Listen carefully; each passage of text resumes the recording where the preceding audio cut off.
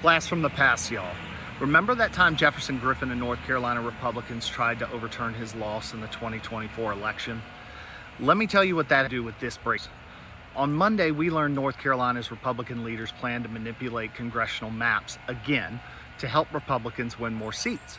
They're doing it because California Democrats want to gerrymander to fight back against Republican gerrymandering in Texas and Republican gerrymandering in Missouri, and coming soon, more Republican gerrymandering in Kansas and Indiana. None of this is a point of view. They're not even hiding it. It's out in the open. They're proud of it. It's like the Chrysler Building of corruption. And if such brazenness shocks you, stick around. It gets worse, but there's an actually pretty simple solution to all this partisan crap. But first, State House Speaker Destin Hall and Senate President Phil Berger have all but confirmed the rumors that at President Trump's behest, they will rig the districts we vote in by a process called gerrymandering. Gerrymandering is where you pack voters of a certain affiliation into one district or spread them out to weaken the power of the opposing party. North Carolina is a pretty evenly split state. Last year, the state went for a Democratic governor and Trump in the same election, and that's not unusual. But because of gerrymandering, Republicans have been able to dominate our state legislature and our representation in Congress. In 2024, because of the imbalanced voting maps, 10 of North Carolina's 14 congressional seats went to Republicans. They want to make that even more lopsided by moving around voters in U.S. House District 1 in eastern North Carolina, which is currently represented by Democrat Don Davis. Whatever the reason Republicans are planning on doing this for, it's textbook government corruption, right?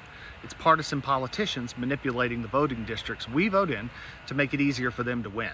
Now, what can we do about it? And what does that have to do with Jefferson Griffin, that guy who lost the state Supreme Court election in 2024, but tried really hard to win anyway? I'm getting there.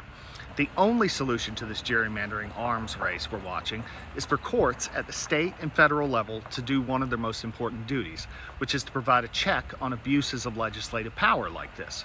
So far, the Republican justices on the U.S. Supreme Court and the North Carolina Supreme Court, including Phil Berger's literal son, have been content to let their party corrupt the voting maps and not intervene.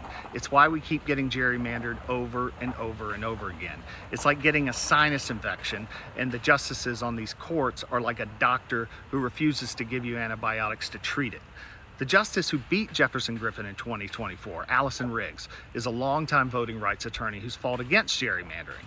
In 2026, Democrats are hoping to elect another anti-gerrymandering voting rights justice, Anita Earls. If they do that, they can swing the balance of power in 2028 and do something about gerrymandering.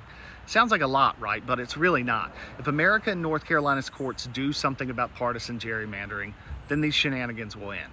If they don't, partisan hacks are going to keep carving us up like a Thanksgiving turkey and making themselves immune to elections.